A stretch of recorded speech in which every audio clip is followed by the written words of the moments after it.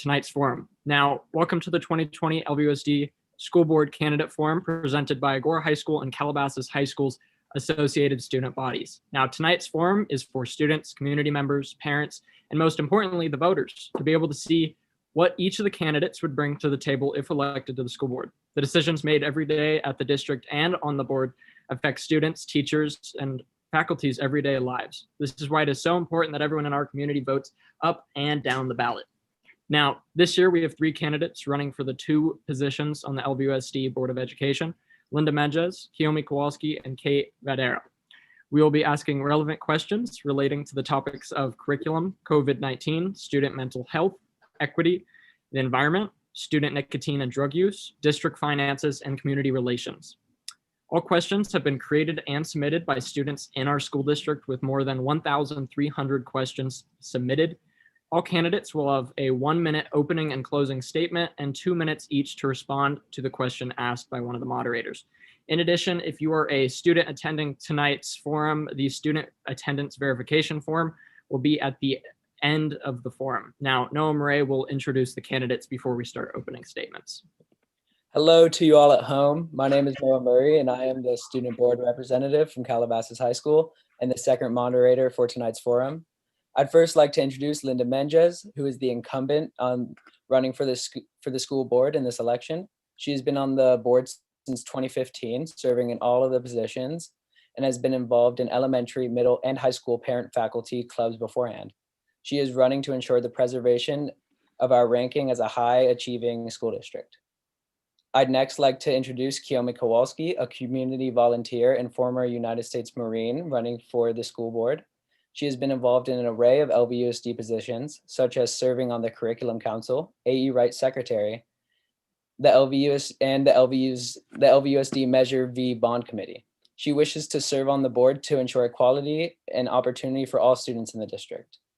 Now, last but not least, I'd like to introduce Kate Vadera, a nonprofit director running for the school board. Formerly a pediatrician, once her children entered LVUSD schools, she decided to be more involved with the district, serving as chair for donor drives for AC Stell and Calabasas High School for 4 years, and as PFC president for the same amount of time. Her passion over the last 30 years has been about the health, safety, and education of children. Now we would like to start off tonight with opening statements. Each candidate will have 1 minute. Your opening statement, Mrs. Kowalski. Thank you for having me tonight. My name is Kiyomi Kowalski. I'm a mom, a Marine, and an advocate. I have a 5-year-old and a 13-year-old who are both LVUSD students. One's at Round Meadow and one's at AE Wright. I've been a volunteer in various positions, as Noah said, and I am a volunteer in the local Jewish community. Actually, I lead panels and discussions and workshops on the topics of race and racism. I'm running for a position on the Las Virgenes School Board because I strongly believe that every LVUSD student deserves an excellent education, no matter their race, religion, gender, sexual orientation, country of origin, mental, physical ability, or socioeconomic status. And it is clear that we can't provide that without diverse representation on our board. When elected, I want to focus on relearning education, community inclusion, and fiscal accountability. And you'll learn more about my goals tonight. Thank you. Thank you. Your opening statement, Mrs. Menges. Good evening, everyone, and thank you for hosting this event. I ran for the school board 5 years ago because I love this district. It's a destination district, and I wanted to keep it that way. I'm running because we're living in unprecedented times, and the board needs proven, consistent leadership now more than ever. Most recently, my focus has been student achievement, fiscal responsibility, and student health and safety. These goals are all very similar goals to my original goals and equally important to accomplish, especially during the current pandemic. I want to work with all stakeholders to find safe ways to return to school. I'm interested in supporting our teachers, students, and families in this difficult distance learning time. Our entire district pulled together and worked hard all summer to create safe learning environments for our students. We created the virtual academy as well as an on-campus model. We know how challenging it is to be in a distance learning environment. Consistent leadership will help to keep us moving forward during this time. Participating I participate in weekly phone calls with Dr. Farrar on the COVID updates when LA County will start accepting waivers. And hopefully we are very close to that. I participated in a letter to the Acorn along with my fellow board members regarding our preparedness to open. I'm interested in providing options and opportunities for success for pre-K to 12. And since I've been on the board, I've been a part of the process of creating opportunities for students. We have established the shop in the center at the high schools, established Early College Academy designed for first generation students to earn up to 2 years of college credit before they graduate from high school.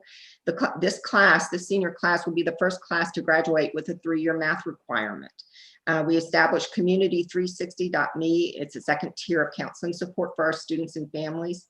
And during the pandemic, the economy has suffered. And when the economy suffers, funding to schools suffer. And I want to keep budget cuts as far from the classrooms as possible. I want to continue to build partnerships with the cities, the foundation, our teachers, parents, and community in order to manage the ongoing financial challenges that our district faces. I thank you for attending this evening and for being an informed voter. Thanks. Thank you. Your opening statement, Dr. Videra. Good evening. Thank you, students, for hosting this forum. Listening to the concerns and questions of our students is incredibly important. My daughter just graduated this past spring from Calabasas High, so I understand what you've all been going through, been living it. It's been tough. It's difficult, and I know you miss getting together and all the school things that we do as a community.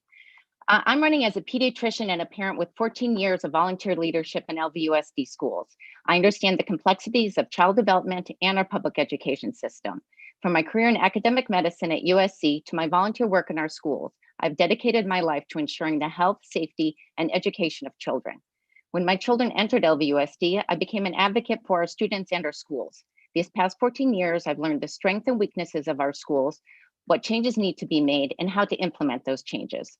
I've been involved in the leadership at all the PFCs at all 3 schools that my children attended, and I've served on many district committees as well.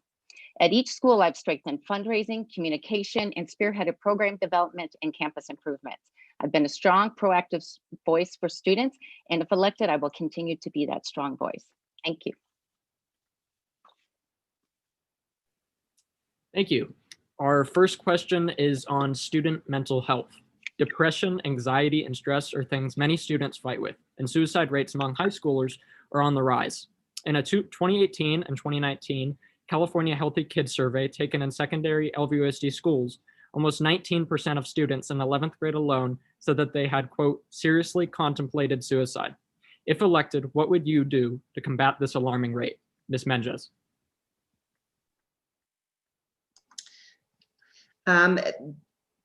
Suicide prevention is a very serious issue. What we have right now is we have counseling on campuses, but we also have Community360.me, and there are resources there for parents to reach out. There's the opportunity to schedule an appointment with a counselor at the Center edX complex, which is on AE Wright's campus.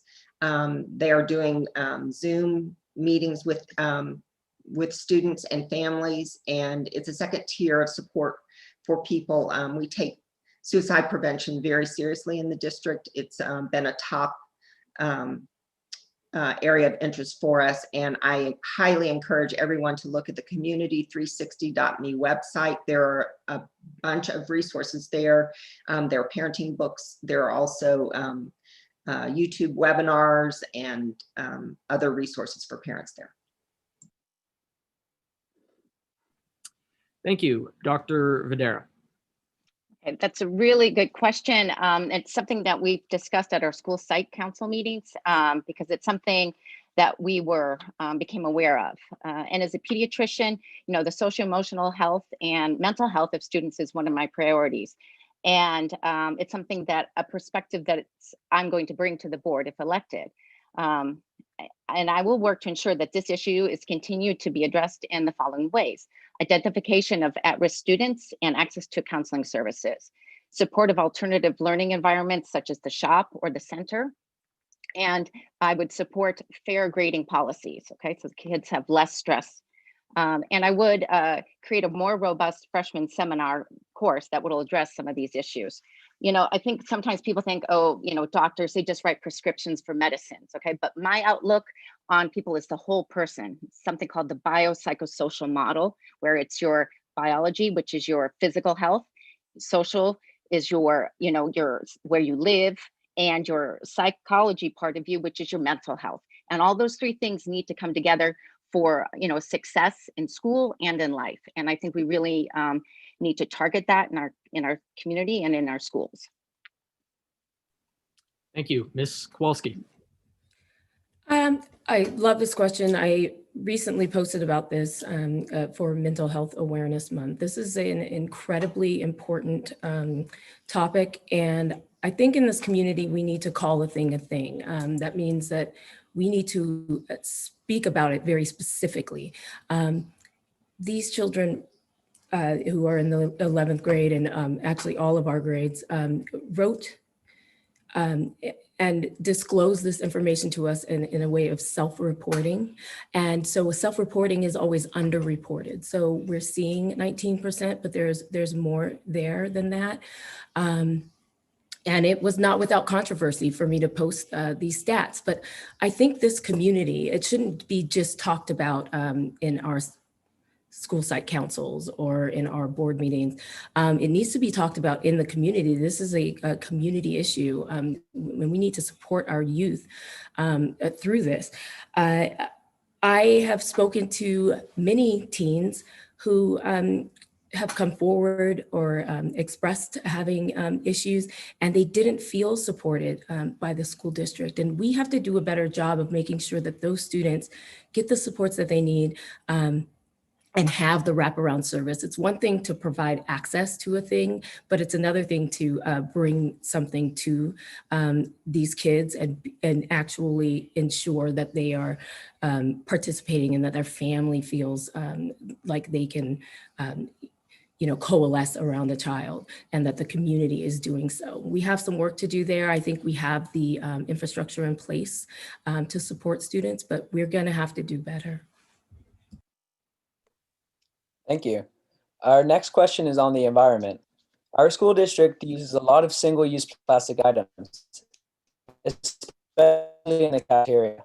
Do you have any plans to lessen our school's carbon footprint and go more green? Dr. Vadera. Can you repeat that? I'm sorry, it got garbled. You were garbled. Our school district uses a lot of single-use plastic items, especially in the cafeteria. Do you have any plans to lessen our school's carbon footprint and go more green? Okay, so I think it's incredibly important that we're good stewards of the land. Where I live, it's incredibly important. We chose to move to this area because of nature, and it's something I wanted my children to have the awareness of as well. And I'm proud to say my daughter's actually studying environmental science. That's how important it is to our family. We know that climate change is real, and we only have to look outside to see that. We've been through 2 wildfires in this area, and we know that we need to do better. We do have an environmental committee. I think we need to reevaluate and see really where that stands. I think we need to look at different types of not using plastic forks. There are, other types that are compostable. Okay, we need to look at better recycling options for our kids as well, because it's confusing, like which container do you put it in so that we're actually being effective when we say that we're recycling. And that's something that I've worked on at the school. We want to hear from students and what do you want to do? And really make sure that these committees that are active on our school sites and that are making changes. And we also have hydration filters sites at each school, which has helped a lot with our plastic bottle use as well at our schools, which has been huge. I think we've really cut down on that a lot, and we don't use them for our registration time at all. We used to go through that, quite a bit. So we're really frowning on that. It's been a concerted effort at the high school level. Thank you. Mrs. Kowalski? Yeah, I think single-use products are, of course, on their way out and should be. We have neighboring school districts who really have mastered this. Oak Park, for instance, has a really robust program around environmental care and thought. So we should be talking to them about what they're doing in their district and how it's working and how best to be a green district, especially with them being next door. And we also need to talk about how the things that we do in our community impact other communities. The things that we do here actually disproportionately impact communities in greater LA and beyond. And that's something that we need to really be talking about in science class, is the idea of environmental justice, so that when students move beyond our community, that will hopefully be reducing waste, that they move on with the idea that the things that they do in their own homes will impact us. Thank you. Mrs. Menges?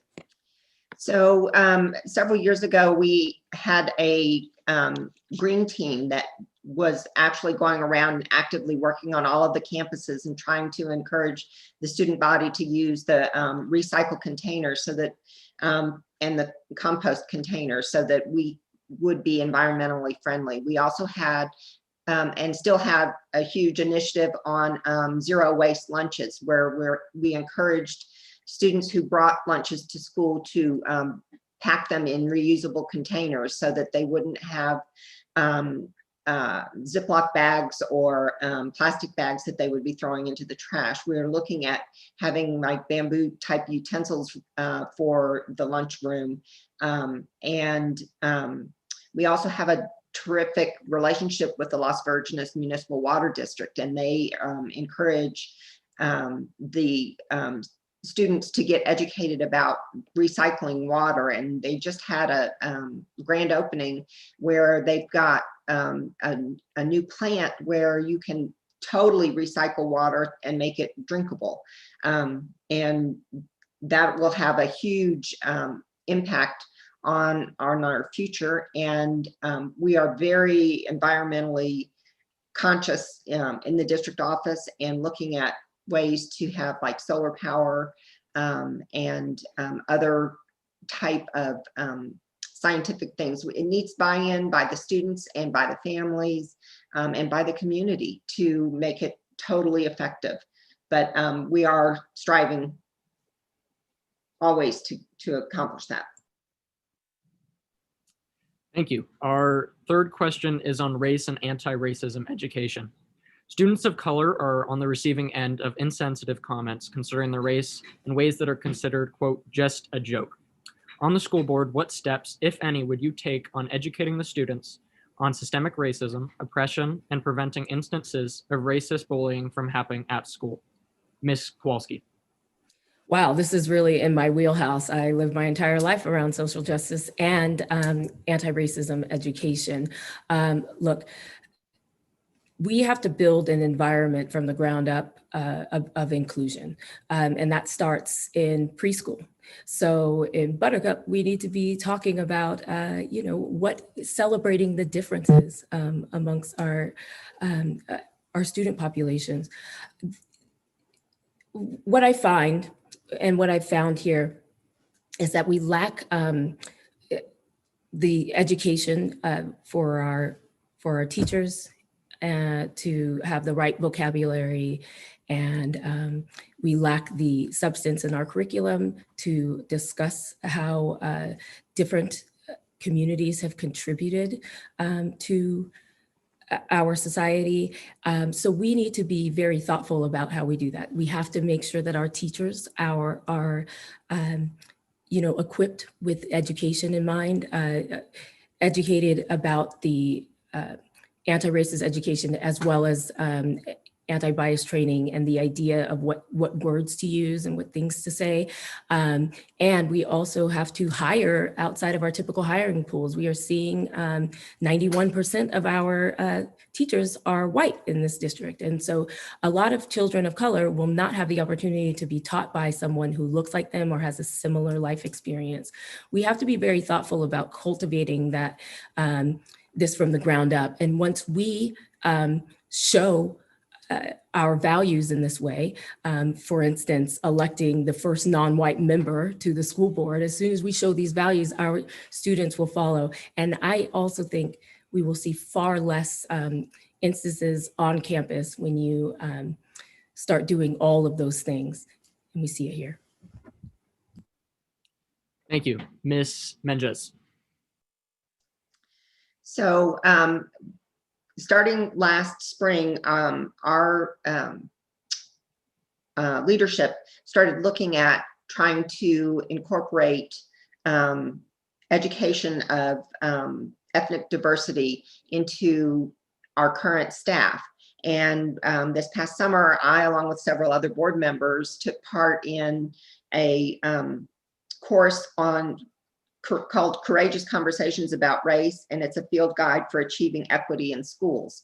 And it was based on Glenn Singleton's book. And there were 130 participants in that course this summer, and they are continuing it again this fall as a professional development. And I think by educating those people that are in charge, that will help to incorporate that into the classroom. And we also have looked at including ethnic diversity in our curriculum during our curriculum council meetings during this school year. And also we are incorporating more ethnically diverse books in our media centers so that we have access to the students. And so that's just some of the things that we can be doing. Thank you. Dr. Videra. So as a community, we know that we want nothing more than to build more inclusion and address the issue of racism and bias. And as a pediatrician whose work is focused on caring for a high-risk, underserved community, I understand the importance of building relationships and understanding. My own 2 children are mixed race, and so they've had comments made to them as well, but they've also had extremely great friendships, okay? And so we have a lot to be proud of, and we have a lot of work to do. You know, and education has the ability to give our students the faith in themselves and the respect for each other that we all need to live in a truly inclusive society. And so I have a 5-step plan to improve education for the betterment of all. One would be to provide anti-bias education and training to all school employees, giving them the tools to keep our classrooms safe and inclusive. And that means also it can't be just giving them a curriculum. They have to be able to understand and have the words to use. I believe that was someone else mentioned that as well. 2, we need to ensure our curriculum is evaluated by community members and ensuring that no one is left out of the conversation. And 3, we will make roundtable discussions an integral part of the high school experience, giving students the opportunity to learn from the experiences of each other. And 4, we will create a more robust freshman seminar course to engage students to learn about racism and prejudice, helping them to build a better world. You know, I think teaching empathy and incorporating it into the curriculum and school vision statements are key, you know, and creating global citizens is something that we really need to have as part of our mission statement too. So that's where I would start. Thank you. Our 4th question is on our city district permits. Do you believe that we should take more or fewer permits to attend schools inside of our school district, and why? Mrs. Menges. We've been fairly intentional about keeping our permits low. We try to keep our district right-sized. We are in declining enrollment, but we try to keep our permits more at the 22% level. And I think that our community respects that. We have a parcel tax, and some people are concerned that if we have too many permit students in the campus, that then the parcel tax won't be supported by our residents. And what's true though is that when we have students in our district from outside of the district on permit, we send a letter to them every year asking them if they are willing to donate to the parcel tax, and we get a very good response from that. But I think that our current inter-district transfer, out of district transfer at 22% is reasonable. Thank you. Dr. Videra? So LVUSD is a strong community school district. And as it was said, it was, we're a destination school district, and it's a testimony to our great programs and our teachers and our principals and our students. And I know we want to stay a community district. That being said, our permit students are important to help keep our enrollment up so that we actually can maintain a smaller class size, which seems like it doesn't make sense, but it does, because they do provide funding when they come to our school. And we have great students that are part of the permit program. So, so the answer, no, I don't want to increase. And I think it's okay to keep it the same. And that is that. And can I address something else?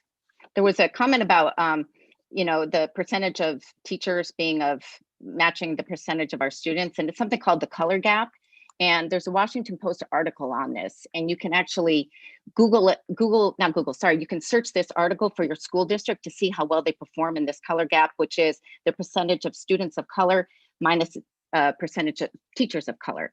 And actually LVUSD does pretty well, okay, because we kind of match where we are. We're at 19.2%. LAUSD is at 25.2%. The higher the number, the bigger the gap.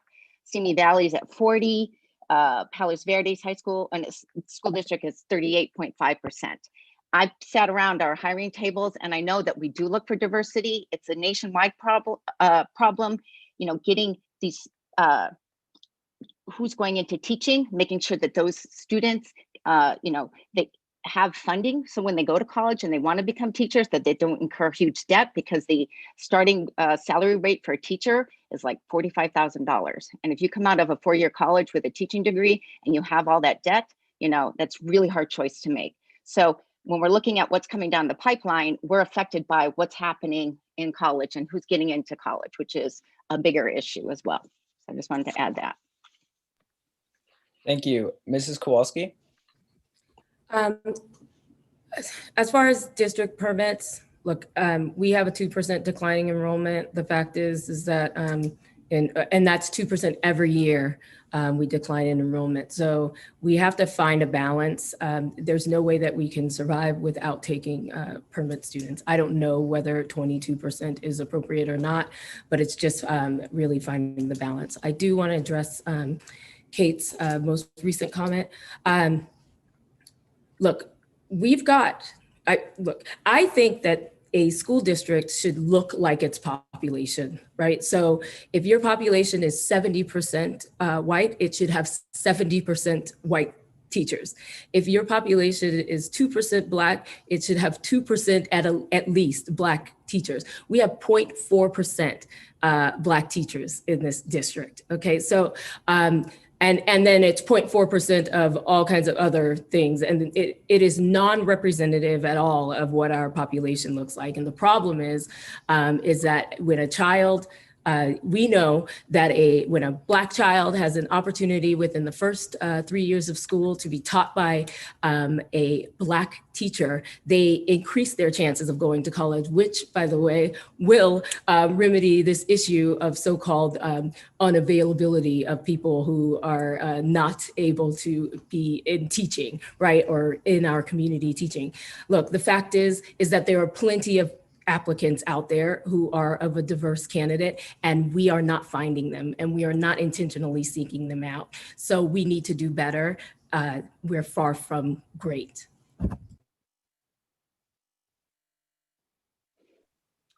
Thank you. Our fifth question is on district finances. Since 1997, the school district has gone from having essentially zero debt to having millions of dollars in outstanding debt. Last year, LVUSD's bond measure, Measure V, which would have given our district millions of dollars, failed by less than 200 votes. What will you do to make sure that this debt is taken under control without making cuts to teacher salaries or programs that help financially disadvantaged students? Dr. Videra. Okay, so because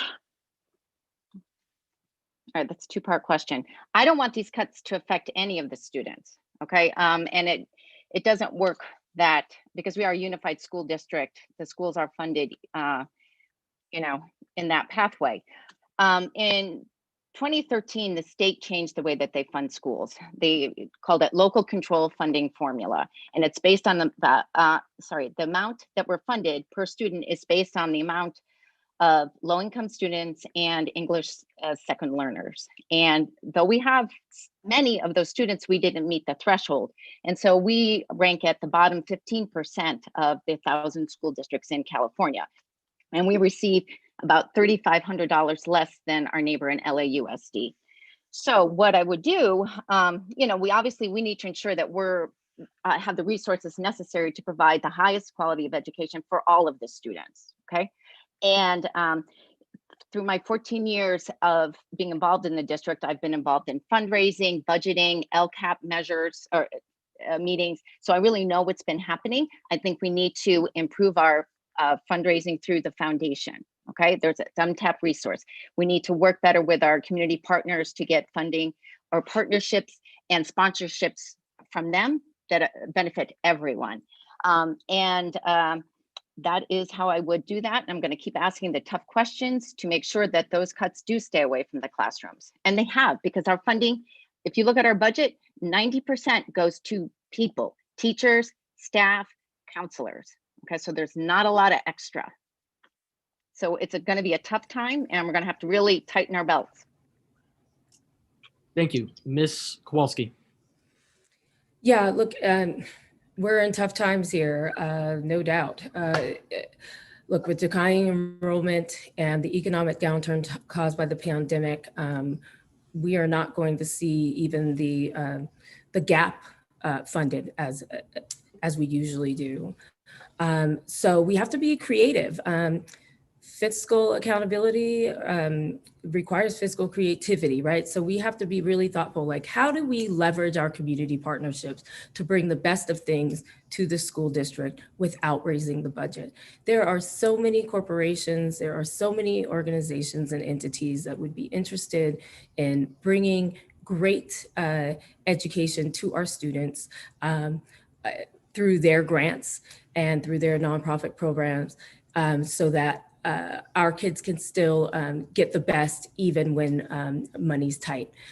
Look, we are funded at the bottom rung, as Kate mentioned, but we're just going to have to do better about leveraging our friendships and our partnerships. And we have a lot of really great resources in this community, and I see a lot of great resources being untapped.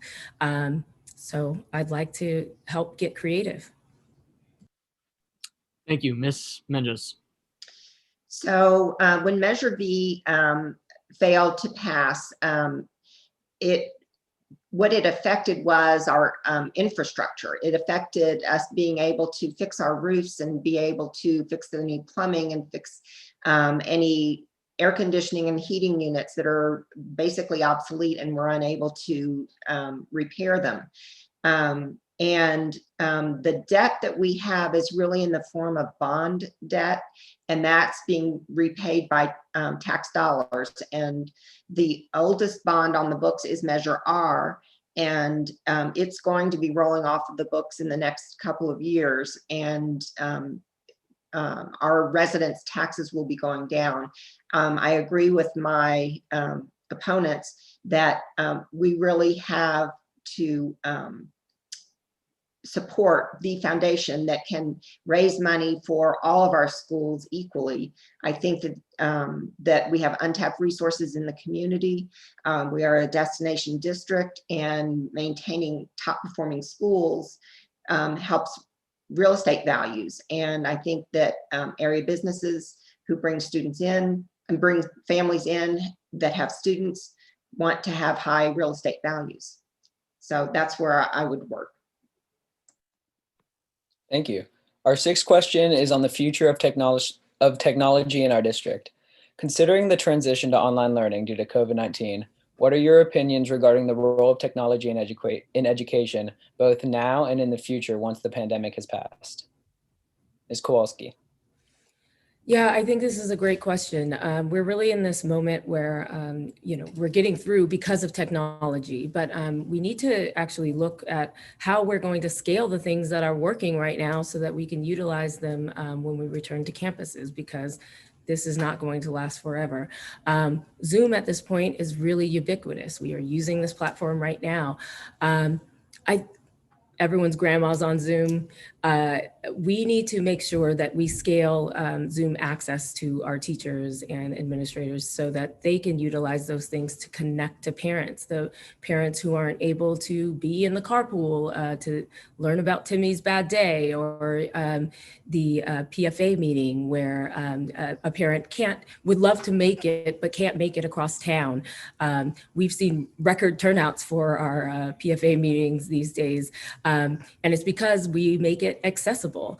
I think we need to make sure that when we return to campuses that we don't lose sight of this. Of course, we've been using Google Classroom and that's great, but we need to make sure that this is a mitigator to access, an equalizer to access really for all of our parents and our teachers and everyone. So technology is going to be essential. Tangible job training skills online is going to be essential in the future, now, beyond. It's 2020, cars are supposed to be flying themselves. Technology is going to be where it's at. Thank you.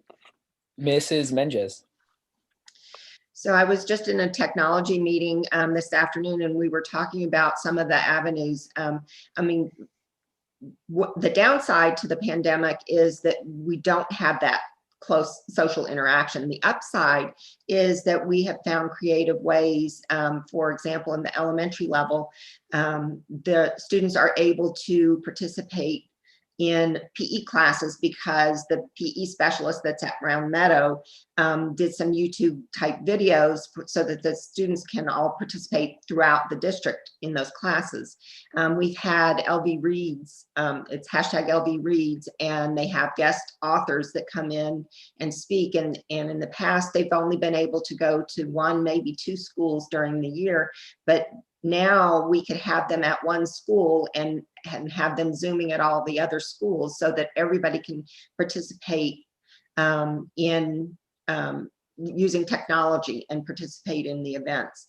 And I agree with parents that are working and unable to attend PFC meetings, PFA meetings, if they can Zoom into them, I think there are a lot of upsides to it.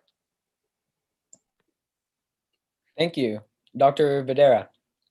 Okay, so I think during COVID, I think we've done a really excellent job with technology. We've been very fortunate. I know my nieces are in upstate New York, and they didn't have this kind of access to either personal devices or even a lot of kids in their community didn't have Wi-Fi. So this is a national, thing that happened. And I know there have been lots of hiccups along the way, but I think overall it's gone very well.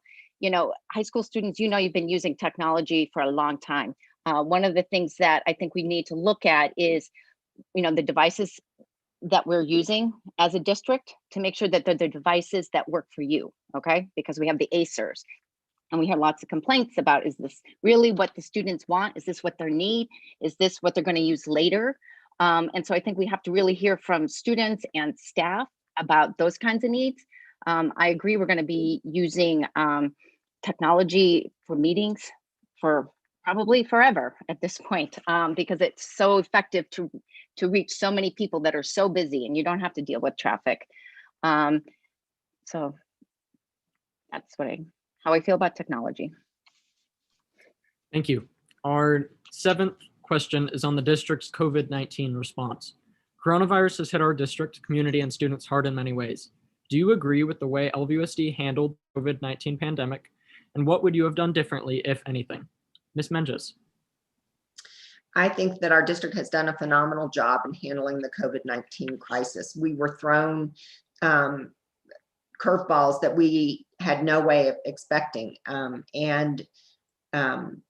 We have invested over $1 million in technology in PPE devices and and other ways so that we can return our students safely to campus when the time comes.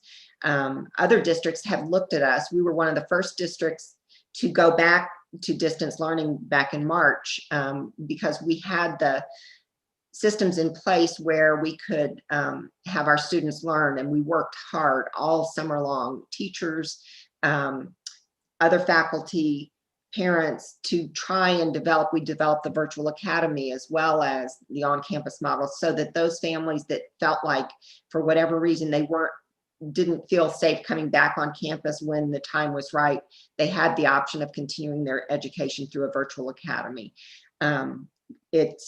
We have been leaders, and other districts have looked at us to find out what we are doing, because they want to take what we've done and use it for their districts.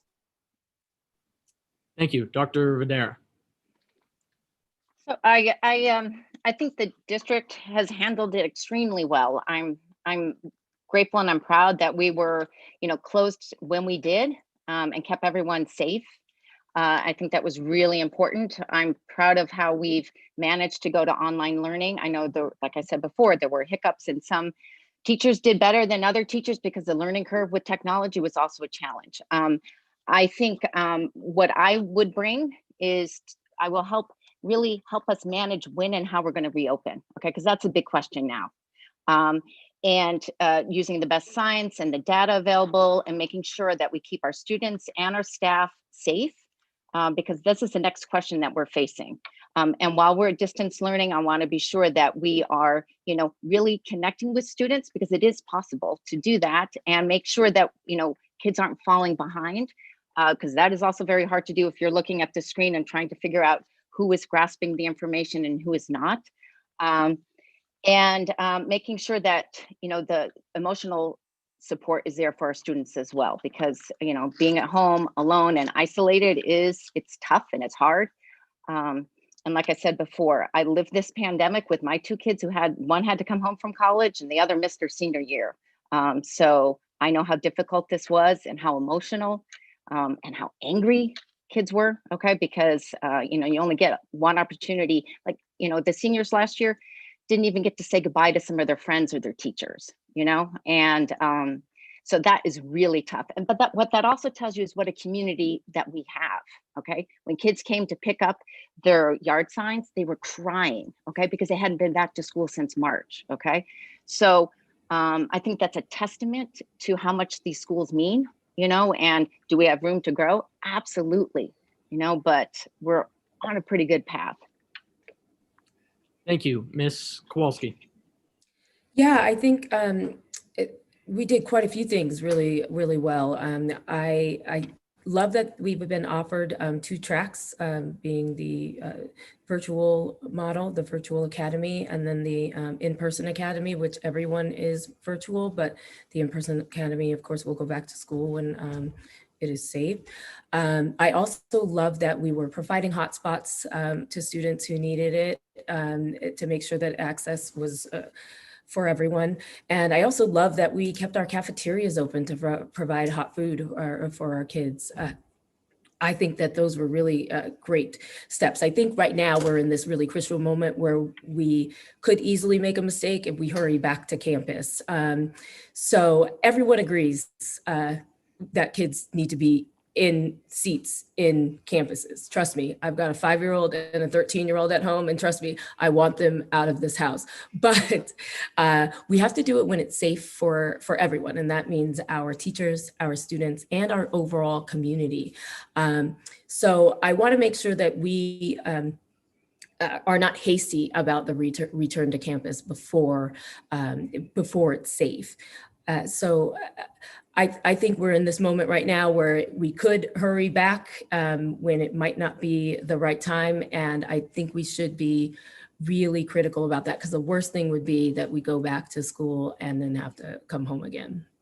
So that's just like caution. Thank you. Our next question is on candidates' education priorities if elected. In a perfect world, what are your overall education priorities that you would like to accomplish during your time in office? And have you talked to any students about your ideas? Dr. Videra. Okay, so my priority, my overall priority is to ensure an inclusive environment for every child at every grade level, and to ensure that each child has, regardless of the race, gender, financial means, learning style, or learning ability, has the opportunity to achieve their greatest potential. And as a pediatrician, I know what children need to grow and succeed, and that's opportunity and inclusion. And that means different things for different students. Okay, we have students who are college bound, who have, who need more rigor. Okay, and we need that rigor that they need. And then we have our kids who are career and tech bound, maybe they're not sure they want to go to college yet. They're not sure where their goals are. And so we need to have some more career counseling for those kids. And the district's working on that. I know we've hired a second career counselor to help with that. I think we need to partner more with our community to work with mentorship as a way to increase opportunities and exposure. And I think my third priority is vigorous, meaningful professional development for teachers and our staff. And I think also this is education in a broader way, is that we need more opportunities in sports and music and art and theater. Okay, those are, as a high school student, right? How we want to have really top or opportunities, good coaching, so that even if you're not going to be Olympian, you can be part of a team. Okay, because you learn all sorts of skills being on that team. And I think that's really important part of the high school experience, having those kind of outside the classroom experience. Thank you. Mrs. Kowalski. So yeah, one of the parts of this question was, do we talk to students about what we plan? And yes, I do. I have a really robust team of students on my team, whether they are recent graduates or about to graduate. I have had their input on everything from policy to get out the vote plans. And what I found is that students, one, want to see themselves in their curriculum and their administrators and their teachers, and they want to be in a more inclusive environment that is really thoughtful of different perspectives and different backgrounds. And students also see that it's lacking in this school district. I also want to make sure one of my priorities is certainly getting teachers the professional development they need to be their best teachers. We have a lot of really great teachers in this school district, but you can provide the best curriculum to the best teachers, but if they haven't broken down their own stuff to really work through some of these really uncomfortable conversations, they can't meaningfully engage with that. So we really need that professional development to support our teachers. And it's not just about race, really. It's about giving them the vocabulary for inclusion of all things, gender, sexual orientation, everything. I think the term boys and girls is a very outdated way of speaking to students. And I want to support teachers in finding better vocabulary that allows all of our children to be seen in all of our classrooms. So those are my priorities in a really inclusive environment, but also a really thoughtful curriculum. And also, I've mentioned it, of course, before, but technical job training and career training support that where every child has a career path and a clear, a goal, whether it be college or career. Thank you. Mrs. Menges. So we have recently adopted new curriculum, kindergarten through 12th grade in all of the areas. So I'd like to see that curriculum is looked at and make sure that the teachers have the support that they need so that they can implement these programs to the best of their ability. And I'd also like to make sure that there's diversity and inclusion included in these new curriculums that we've adopted. I also want to make sure that the students have the opportunity to go to college if they so desire, but also have the opportunity to have training for careers if college is not their choice. We are all about options and opportunities for students and making them feel included and supported. And I think professional development is a huge part of that for the teachers so that they have the tools that they need to support all of our students.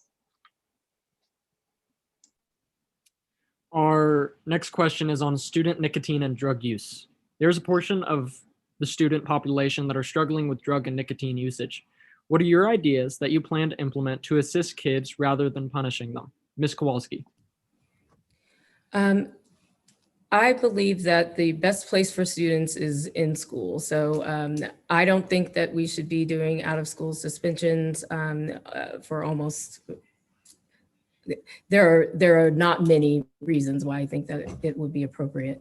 But so I will say that, look, in this society, drug use and nicotine use is unfortunately still a part of our community. And we need to make sure that kids are feeling included. I think when, we talk about team sports and, being members of ASB or, being a part of something, kids will be less likely to want to use any outside substances. So when we see kids who are perhaps heading that way, we should give them avenues to utilize their talents for something that's more productive and not be doing out of school suspensions and not doing a lot of retribution. We also need to make sure that we're treating things like drug use and abuse as a disease rather than something that's punishable.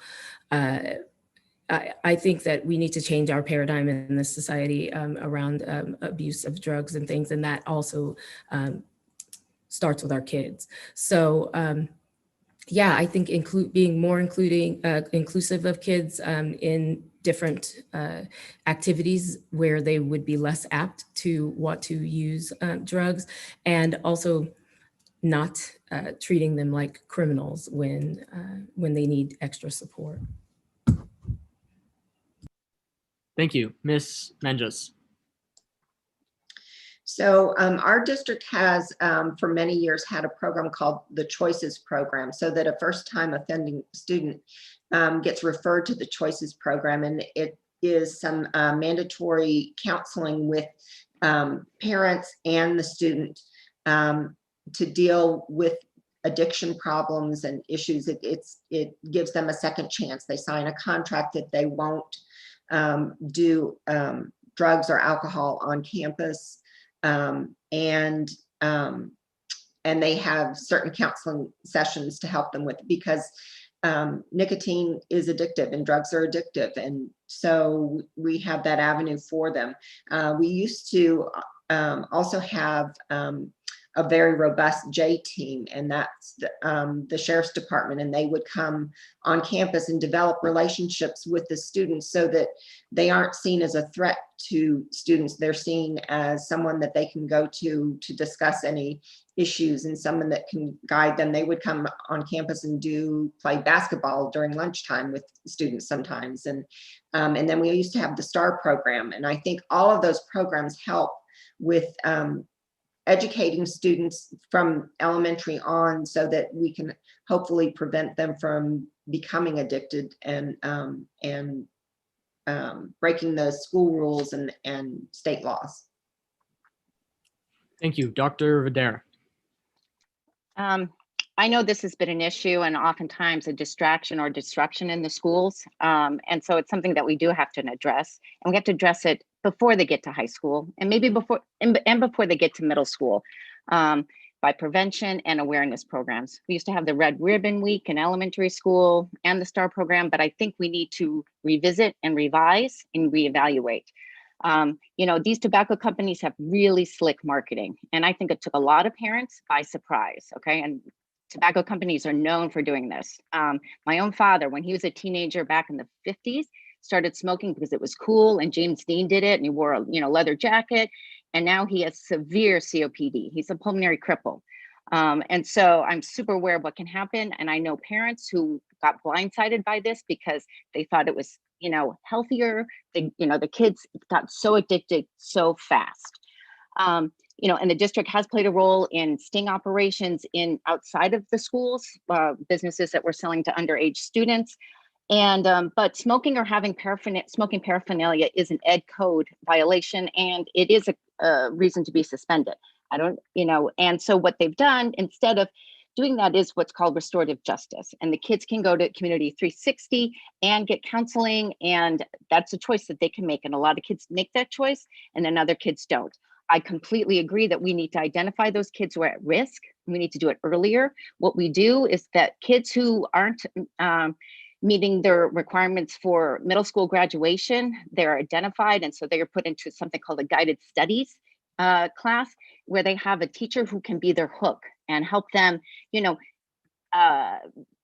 part of school, and have, how important it is to have that one teacher who, gets you and makes you want to come to school. So I think we need to do more of that. I know at our schools that we have our staff does know those kids who are at risk. Okay. And if those kids are getting D's and F's, okay, they might not be always the ones who are out there smoking, but those kids are getting D's and F's. They're called in by counselings to find out what's happening, what's going wrong here, because there's always a story. Every kid has a story, and we have to be asking the questions so we find out what's going on, because we don't want anyone to be, falling through the cracks, or we want them to succeed. So I think it's important to have good role models at our school, and that we're reaching out. Thank you. Our next question is about class sizes throughout the district. Would you consider the rapidly growing high school class sizes a problem? If so, how do you believe we should start reducing the number of students per classroom? Mrs. Menges. I think that class sizes have gone up mainly because of the budget, and I think that it is unfortunate. I think that a class size around 30 is way more manageable, especially at the high school level, than a class size of 35 to 40. And with COVID, if we are allowed to come back on campus, they're right now recommending cohorts of no larger than 12 students. And so there's no way that you can get the type of education that you need when you have huge class sizes, but it's the funding issue. It's a vicious circle. Thank you. Dr. Videra. So, this is probably one of our most important issues in our schools, because, we talk about class size all the time, small class size, because, elementary school, you have different rates of learners, you have different abilities, and one teacher with even, 21 to 26 kids, that's a big task to handle. And so we really need to, and at the high school level, right? You have 30 kids, that's okay. And you start getting up higher and higher. A lot of work is done to balance those classes. And it is like massive amount of work to do that. And it is a priority.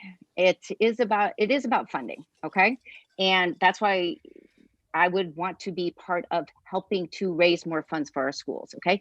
Advocating at the state level, working with our community partnerships. Okay. And being creative. I've shown that I can do it. I've been part of these budgets. I've been on fundraising committees 4 times, had the best fundraising, to date at those schools. And it's super important. Our parents care about our schools.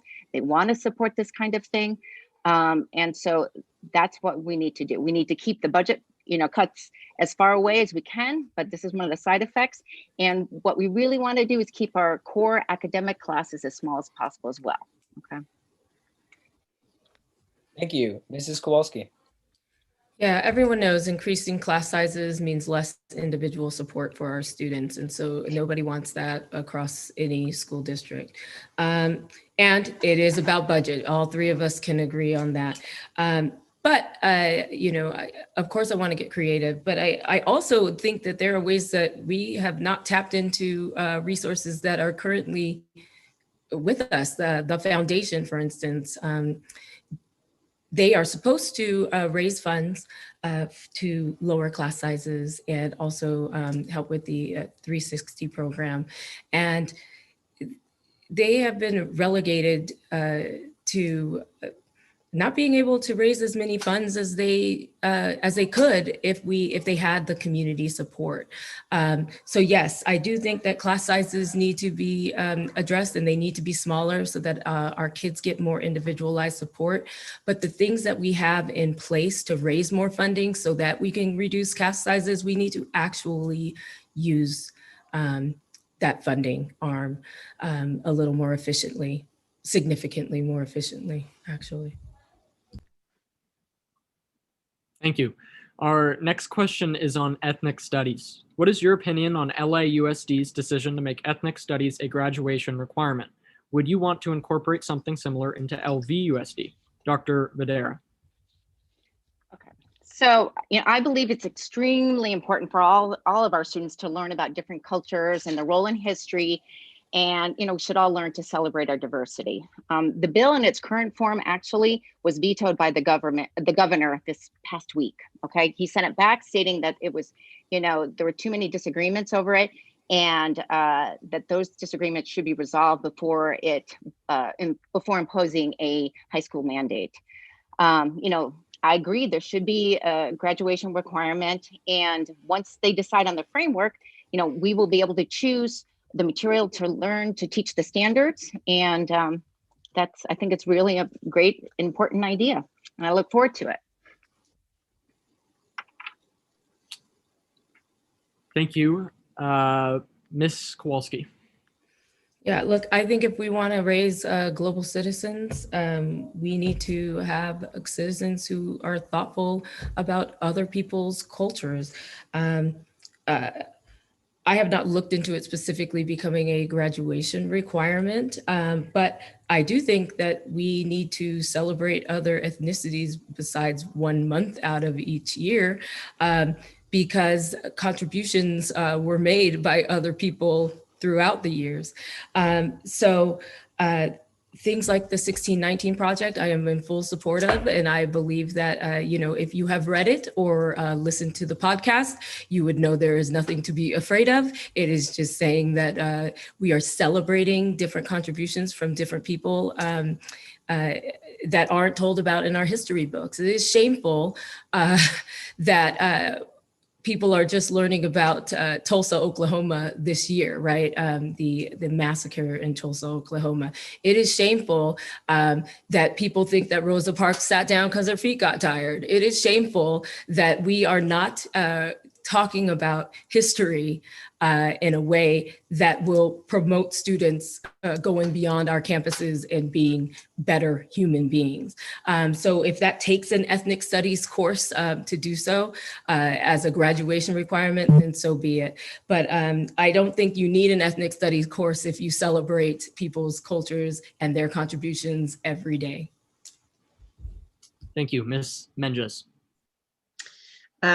So like Dr. Videra said, the governor vetoed the ethnic studies bill, but I do think it's coming back. I do think it will be placed as a requirement for high school graduation. I don't think that it needs to be more than a half semester. I do think that ethnic studies needs to be embedded early on in all curriculums from kindergarten through high school. And I think that there are ways that you can constantly address ethnic studies with students and not concentrate it in a half semester or a semester long or year long course in high school.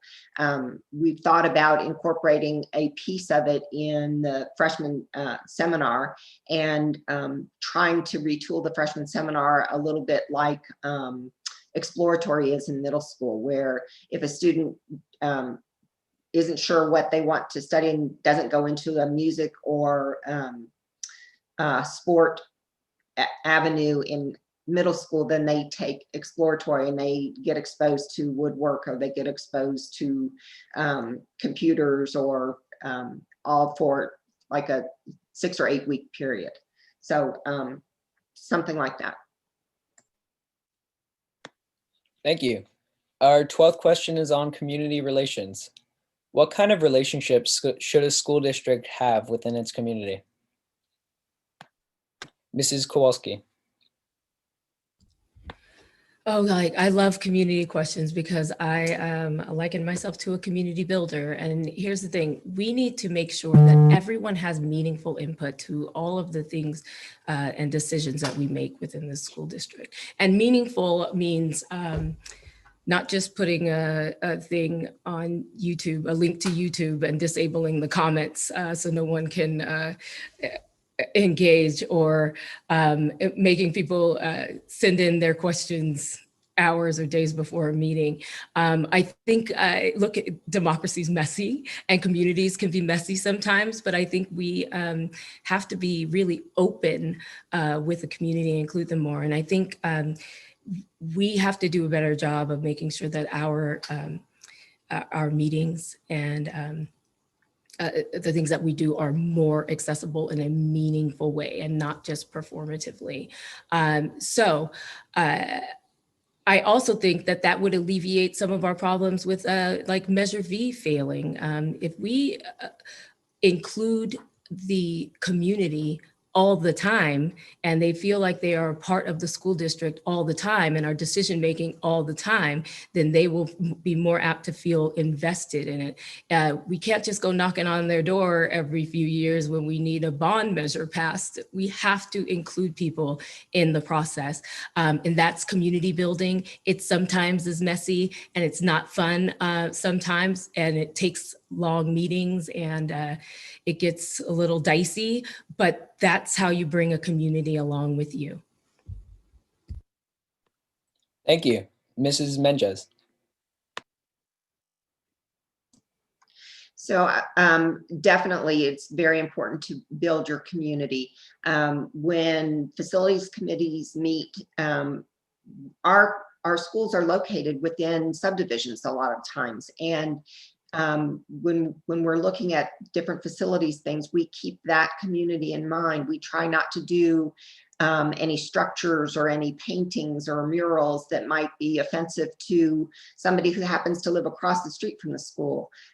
We try to be involved in local community parades and local community fundraisers and city celebrations, and be a part of it. It's important to have a relationship with them because, as Ms. Kowalski said, you can't just knock on their door with your hand out saying, okay, I've got a bond measure, we need to fix up our schools. We need to be invested in our community. I think we do a good job of supporting our community, supporting their events, supporting their festivals, and we have facility use agreements. We try to share our performing arts and education centers.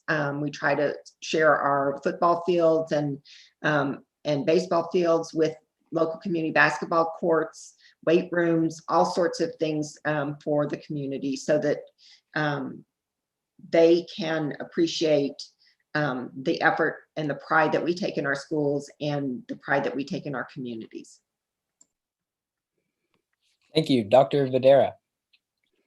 One of the great things that I found, I knew before, but speaking up close with people during this campaign is how much pride there is in our schools, in this community. I've always felt that there's been a lot of community support, but people really value the schools, okay? And they're proud that their kids attended. People are proud that they can, support the schools. I don't think that, we've had strong relationships with all 4 cities within our district, and we get funding help from Calabasas, Aurora, and Westlake, and Hidden Hills. And, all homeowners get to say that their houses are, in LVUSD district. It improves your property value. So I think we have a really good relationship with the community at large.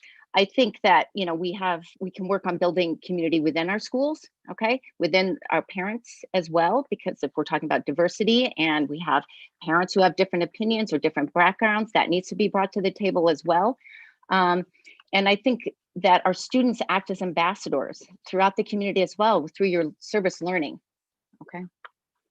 Sorry, I'm reading the chat. And you guys serve as our ambassadors throughout the community, doing your service learning and your volunteer work.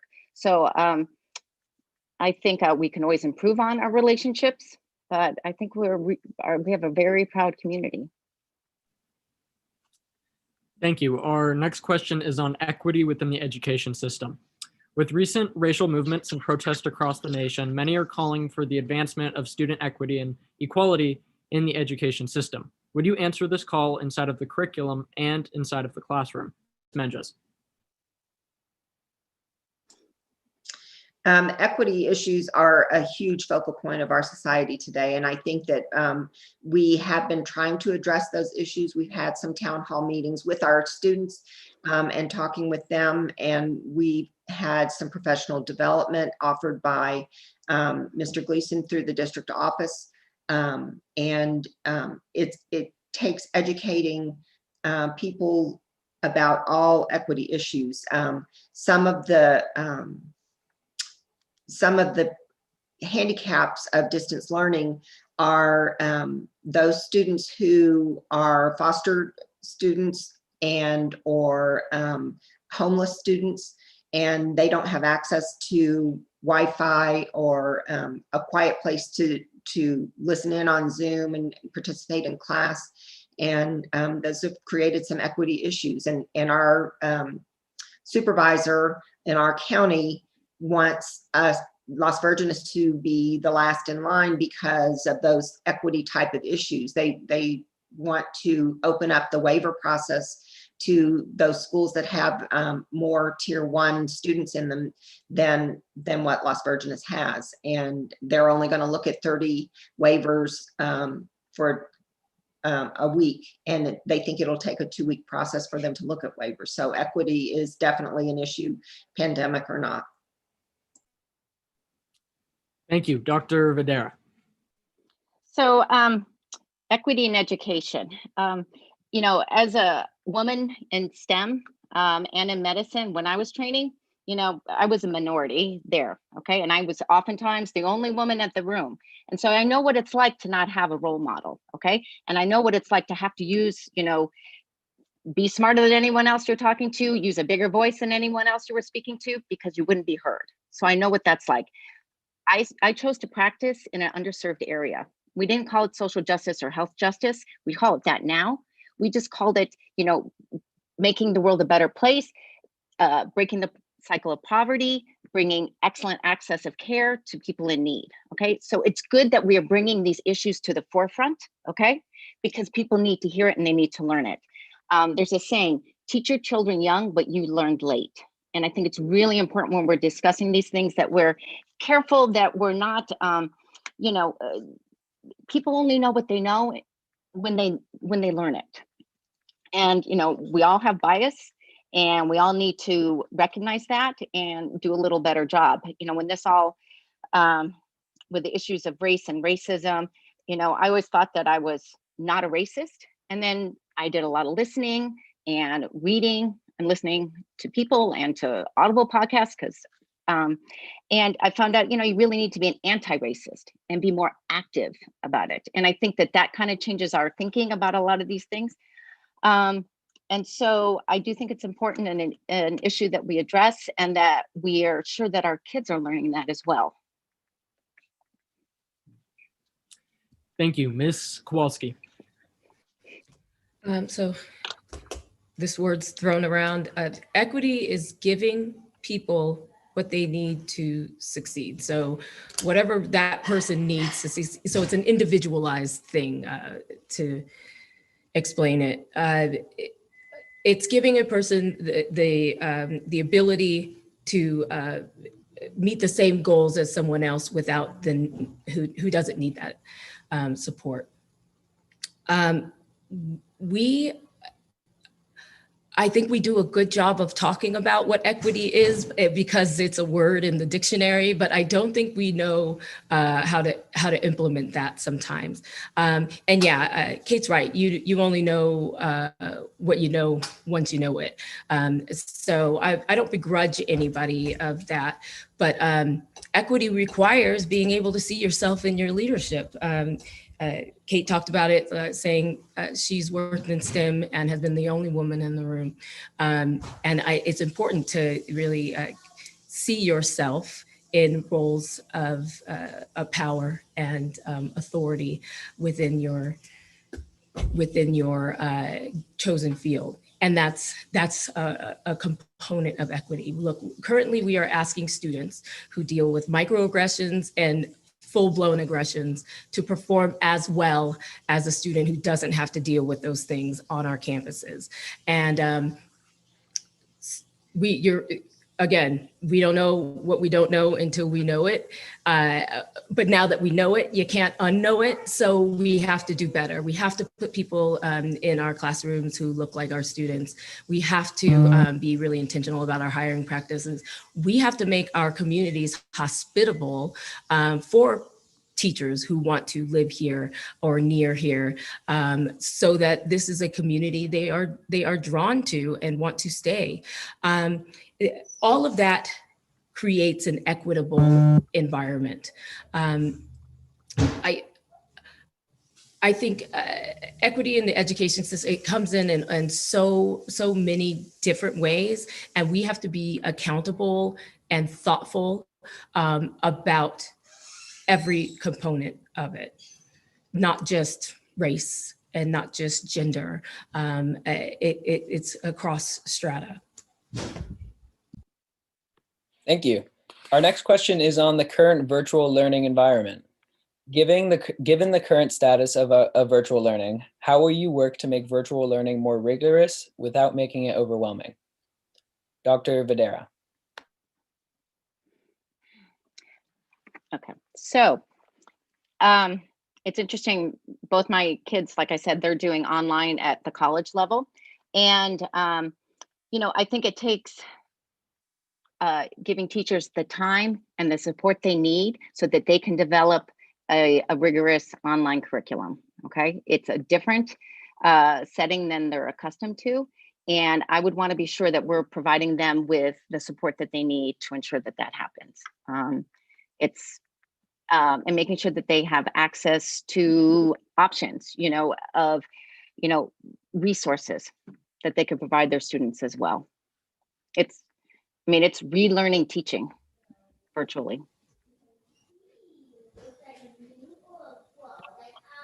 Thank you. Mrs. Kowalski. Yeah, one of my campaign points is relearning the process of education. Look, some people are really dynamic on Zoom and, or in this space, and some people are simply not. But luckily, it can be taught. I think we can be too focused on rigor in this community, but we need to be focused on engagement just as much as we are focused on rigor. My son is in kindergarten. He just started his first year of actual instruction, and it's on Zoom. And every morning he wakes up and does the Haggerty lesson with one of our coaches, our literacy coach, Lauren Walsh. And he loves her class. She's like the Mr. Rogers of the LVUSD. She made a cameo appearance in his classroom, and he started crying. He was so overwhelmed with excitement because she has the ability to really reach through a screen and really engage people. And really, that's all we're trying to do in this moment is we're trying to get through it. It's not going to last forever, but I think the focus on rigor, I think rigor is important, yes, but the focus on engagement needs to be more, we need to be thinking about how do we just keep kids engaged and get through this time together so that they don't feel awful in their homes. Those moments with Miss Walsh every day that I get to see my son participate in have made such a world of a difference in our lives. And teachers like that can teach other teachers how to reach through a screen. And I'd like to see more engagement. Thank you, Mrs. Menges. So yes, it's a very frustrating time. I think especially at the elementary level, parents are kind of done with the distance learning. It's very hard to keep young students engaged. Parents have to be a lot more hands-on with those students.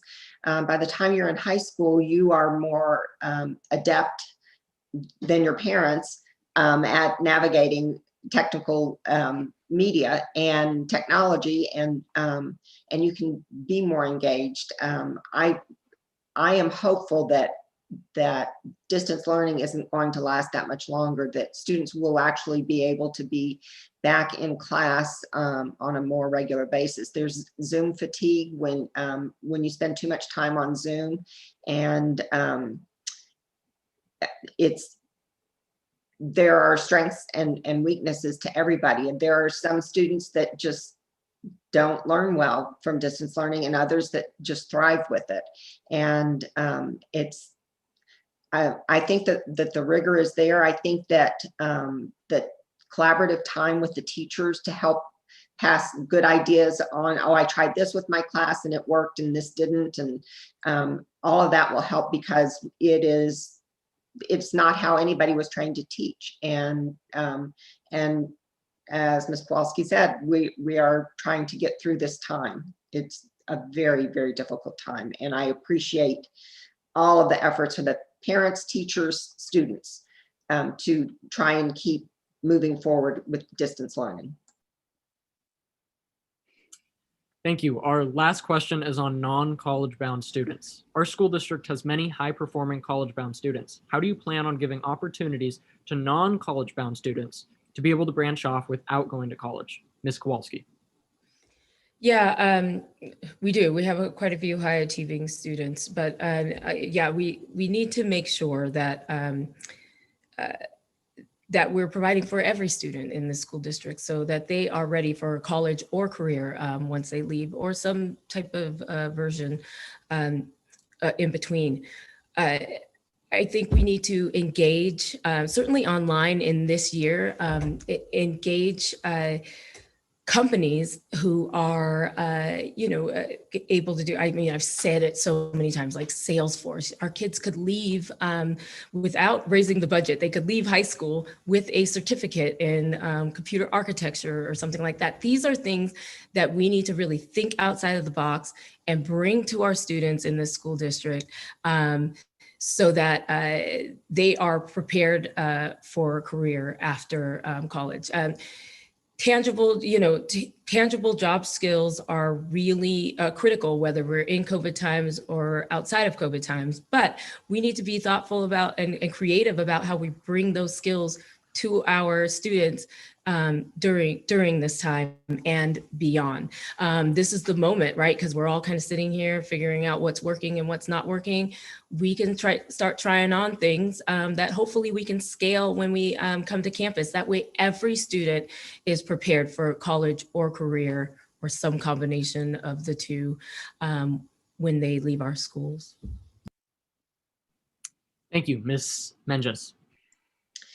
So I think one of the key things is exposing our students to opportunities that are out there, exposing them to careers that are available to people, and so that they can learn whether or not that was something they would be interested in. I think that some students kind of might feel embarrassed to say, well, they aren't interested in going to college. And I think we need to create an environment where we say, that's okay. Everybody does not have to go to college. There are a lot of trade jobs, and there are a lot of certificated degrees, like the Salesforce type of thing. There is a airplane degree that you can get and work at LAX on fixing airplanes and making sure that they're safe, and that doesn't require a college degree. It just depends on the students being made aware of the opportunities that are out there, and that no, we don't have to have tunnel vision that you have to go to college. Thank you, Dr. Vidaire. So every year, Calabasas, Agora, and Oak Park High School we co-host College Knowledge Night. And it was my year that we brought in career. So it was College and Career Knowledge Night, because just for this reason, okay, we have kids who, aren't sure what they want to do and they maybe want to try on something else. We have a really creative community here. And we have programs,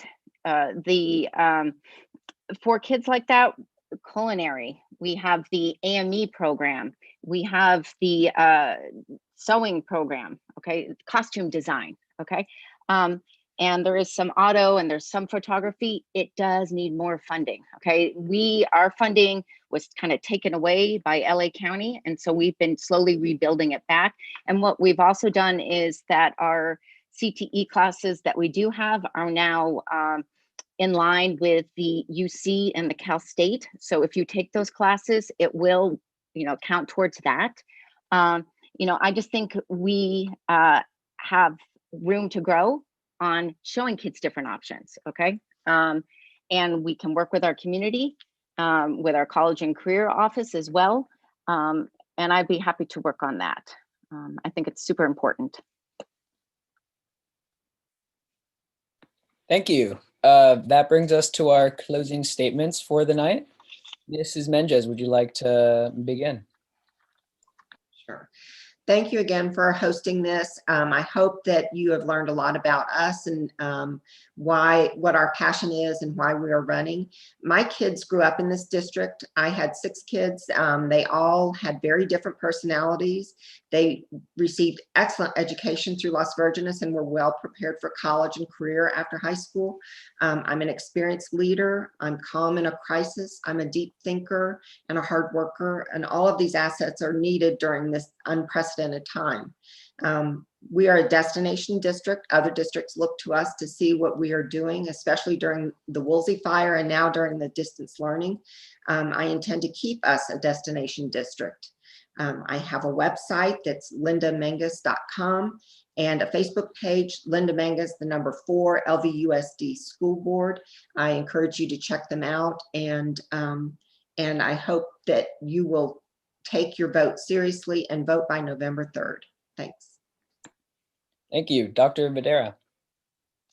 Thank you all for having us here this evening. I really appreciate the opportunity to come and speak with you and share a little bit about myself. I believe in this community, the school district, and I believe in each of you. Your voice absolutely matters, and we need to be listening to you. Remember, you have 2 votes for school board, and I would be very much honored if I could have one of those votes. If you have any questions, you want to learn more about me, you can visit my website. It's www.katevidera.com. We are in the midst of a public health crisis, a pandemic, and a crisis in education. And unfortunately, the pandemic is not going away anytime soon. My pediatric knowledge is very much needed now more than ever. We will face many challenges moving forward to get our students back to school, keep them in school, and we need leaders who will work together to help guide our district through this time. My ability to anticipate problems and take action is an important skill that I will bring to the board. As a pediatrician, the mental and social well-being of students is crucial. I've been the voice of the unheard and the overlooked, and I will continue to do that. I've been a room mom to PFC president, and I know what the reality is day to day for students, teachers, and parents. We need active, proactive, engaged leaders now more than ever, and it takes a great team to get things done. And I've shown this district that this is how I will lead. So thank you very much. Thank you. Mrs. Kowalski. Thank you for having me tonight. Look, but we're in this moment right now, but we'll get past this, and the issues change. What you're electing right now is a person for the next 4 years to bring your values and your advocacy, your ideas when making decisions to this board. I hear equity and I hear inclusion and I hear diversity, but I'm hearing words and I'm not seeing actions or deeds. And I will say that electing me is an opportunity to live our values. Look, if we want to talk about the inclusion, I am the only candidate who put a ballot statement in 2 languages. And that says something. It says that I am thoughtful about people being included in this part process and being able to read what I'm all about so they could possibly cast their vote this way. Inclusion and equity and diversity is a way of life. And I don't think that they are buzzwords. And we need to elect people who are going to represent all of the populations within our district. And I am that person. Check me out at KiyomiKowalski.com. I've got the receipts on all of my work. You can go to my YouTube channel and see some of the work I've done in anti-racism education. And I'd be happy and thrilled to be elected to the school board. Thank you. Thank you. That brings us to the end of tonight's forum. I'd like to thank all the candidates for being here tonight and sharing their vision of what would be if elected to the LVUSD Board of Education. Make sure you all go out there and vote on November 3rd, whether that be by mail or in person. Stay safe and good night. And if you are a student, I will be pulling up the form for you guys soon.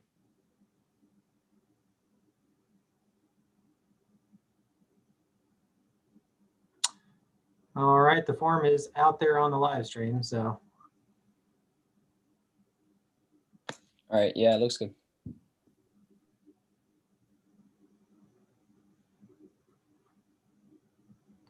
All right, I'm going to cut this off because they can pull it up from the live stream after anyway, so.